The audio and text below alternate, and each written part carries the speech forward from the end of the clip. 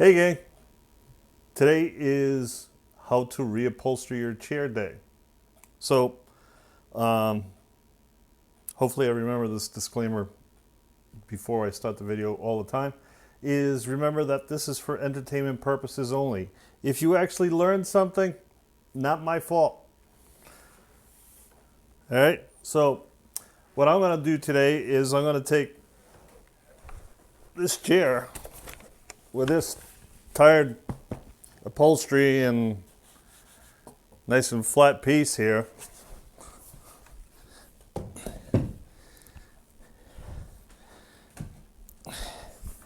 and put some new upholstery on it. Get some light in there. It's got a nice crown, nice new fabric, and that's what we're going to do. We already did one. Put that aside. We're going to do it on this one. Now, what you're going to need, you're going to need the chair. I got a chair. I got to flip it upside down. I'll show you why. You're going to need some batting. This is 10-ounce batting. This is good stuff. We're going to need the new upholstery fabric. New upholstery fabric. We're going to need some foam. 1-inch foam. This is 1-inch high density foam. Again, with the numbers, it's 27. I'm kind of fat. You're going to need either a screwdriver or a drill with a tip on it. See that tip? That's specifically for my chairs. I'm going to need a hammer. Going to need a long cutting knife. Going to need a good pair of scissors.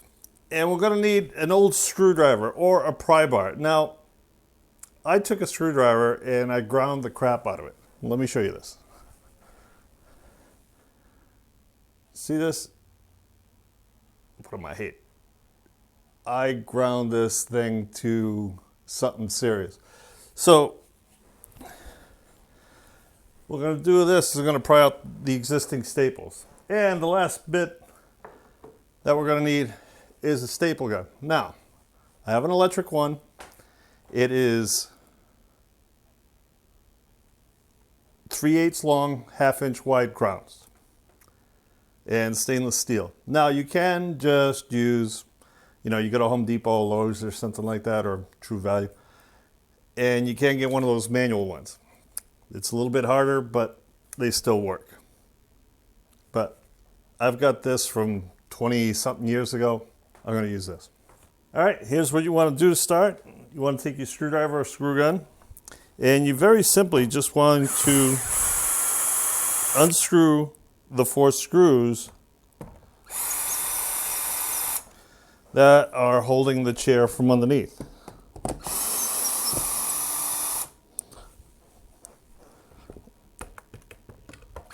Or holding the cushion from underneath. Look at that.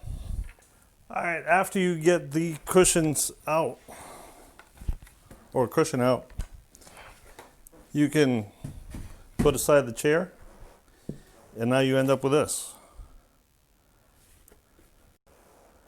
Now, here comes the tedious part. This all has to be taken out. These staples that were in here previously have to be taken out. Now, this takes a while because you got no choice. So we're going to fast forward through this to the next step.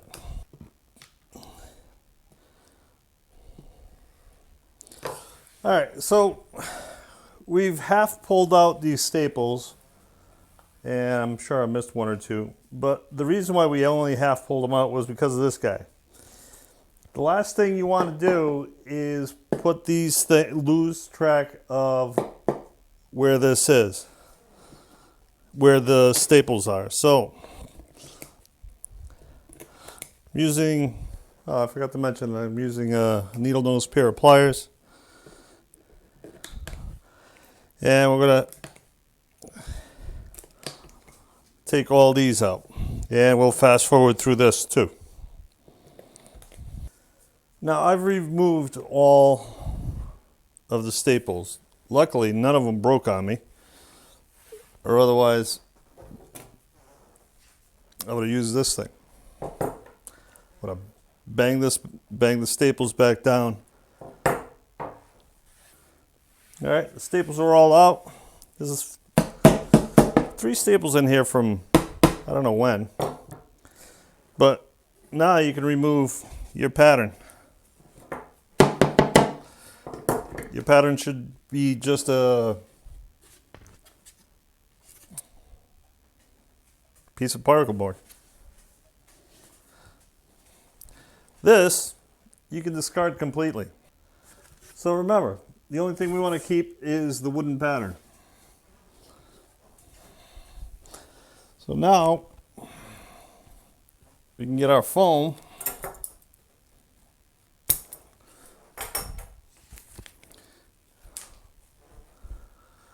Now, if this was a piece of foam that I didn't have already relaxed out, I would have let this relax.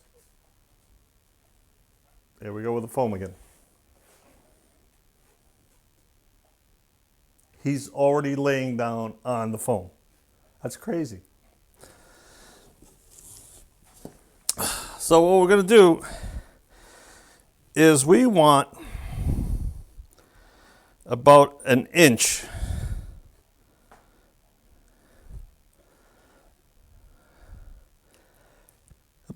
from the edge. That's 2 fingers for most people. It's like 1 finger for me. I don't know, I guess I have big hands. So you're going to take your red marker. You're going to mark the pattern about an inch all the way around. Now I do this by just angling the marker.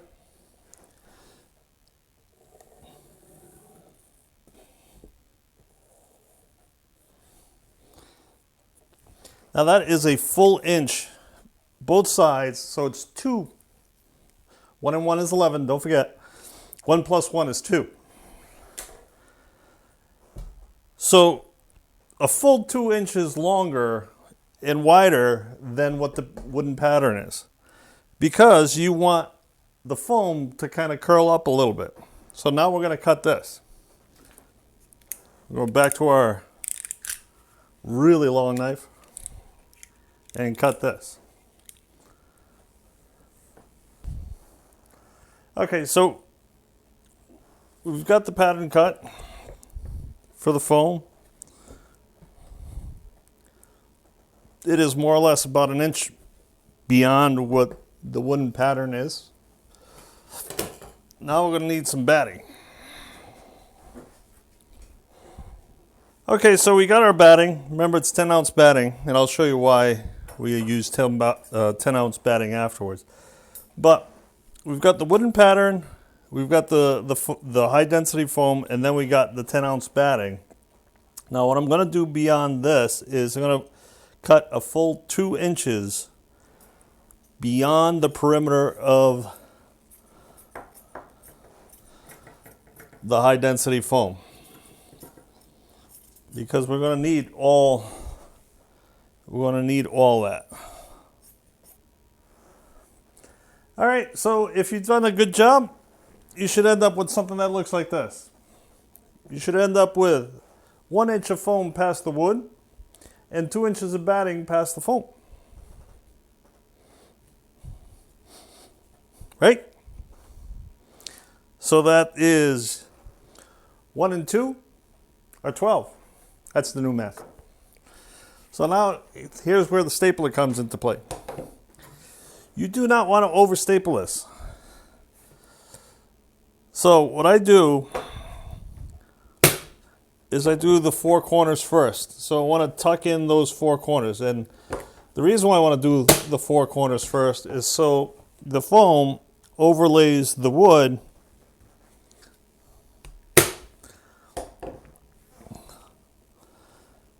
so that way when somebody sits down, they don't feel the wood. There's a joke in there somewhere.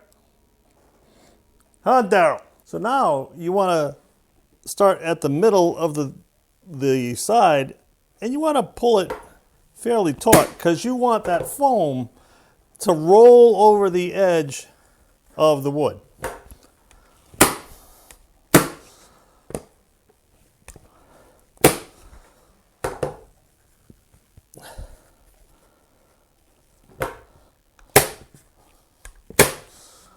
Not too tight. You want it taut, not tight. What's the difference between taut and tight? I have no idea. It just makes me sound good. Again, the middle.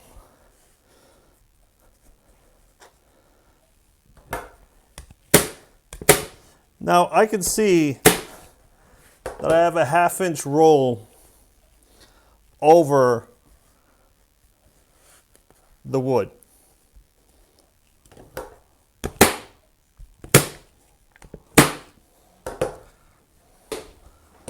All right, so this is what it should look like. Now look at this. See the nice crown that it's got? That's what that high density foam and 10 ounce batting does. That looks great. All right, now that you've done that, now we're going to take our fabric. Now our fabric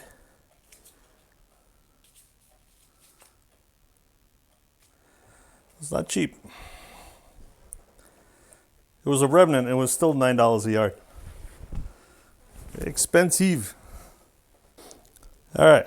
So how much over do you cut here? Now, if you remember, we did 1, then 2, which is 12.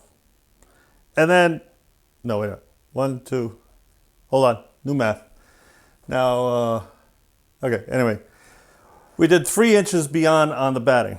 So what do you want to do here? You want to do at least 4 inches beyond. 4 inches that way, 4 inches left to right.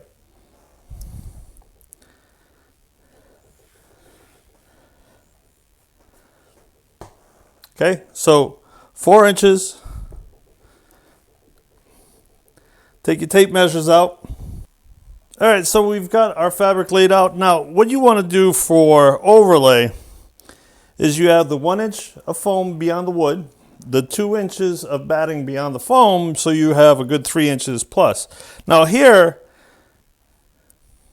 I would recommend 4 inches. So you have the inch going beyond the batting and making sure that no batting is seen. Because what will happen is if you see batting from underneath, you won't see it, but the dog will. Okay. So instead of taking the tape measure and measuring 4 inches all the way around, I've measured my palm and holy crap, my palm is 5 inches wide. So I see what I need to cut, where I need to cut. So I line up the line of the pattern of the fabric with the line of the wooden piece. So that way when I fold this over, all the lines are nice.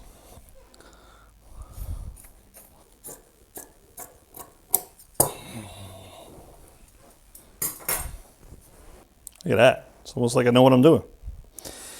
So again, I'm going to do the same thing. I'm going to do the 4 corners. Now, a lot of people say, why did you start on the 4 corners? That's not what you do. That's what I do. So you pull until you get a nice line and you staple. And now you have a line to guide you to see how taut that you need to pull this. Now, as few staples as I put in the batting, I'm going to need to put in that many more when it comes to the fabric.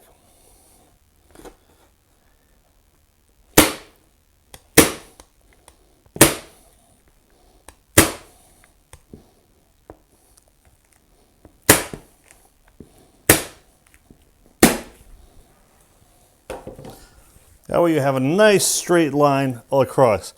Now, I don't know if the camera will pick this up, but this is a nice straight visual line that I'm seeing right here. And if it pulled a little bit,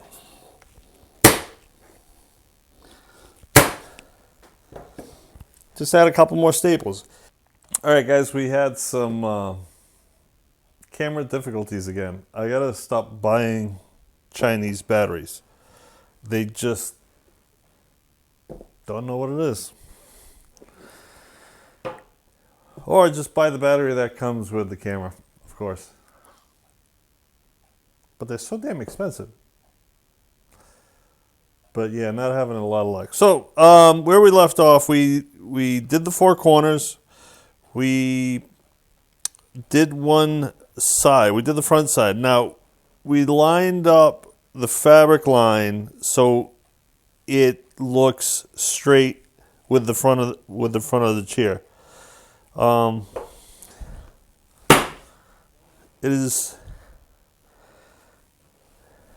important you do that, because when you turn it over, you want to make sure that this line aesthetically looks pleasing, like that one does. So, we did the front first. Now we're going to do the back. So we're going to do it the same way.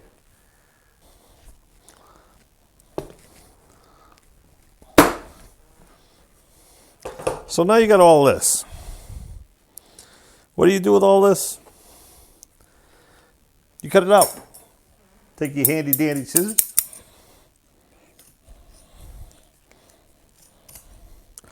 And you cut it out.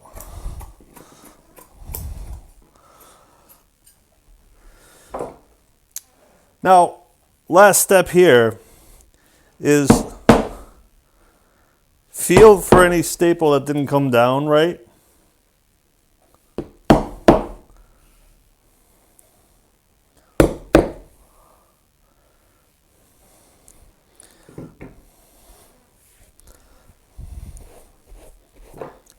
Look at that. Look at that.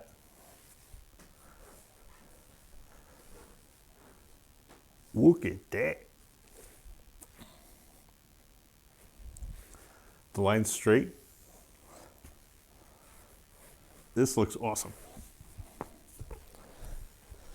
Nice crown to it. See the crown?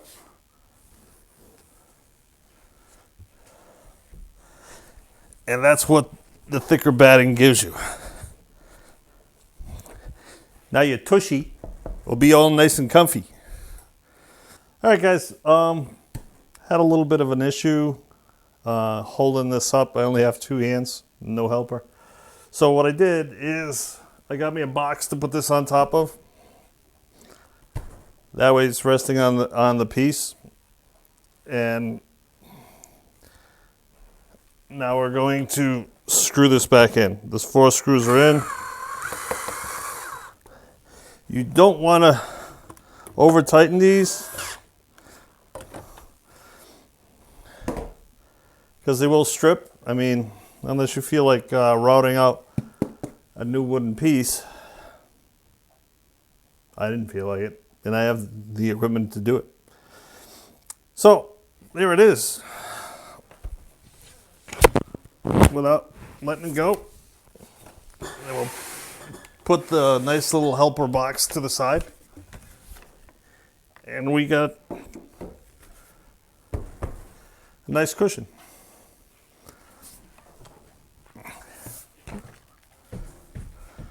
Just to recap, these are the tools that I used.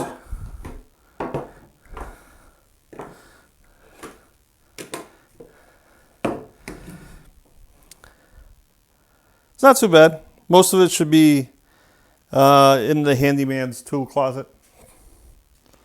Except for this one maybe, but then you can buy the manual one. But I hope you enjoyed the video. Like and subscribe. Doesn't cost you anything and it helps us out. So, that's it for now, guys. As always, big salute to the troops. Please recycle, reuse, like we just did. See that? Peace out.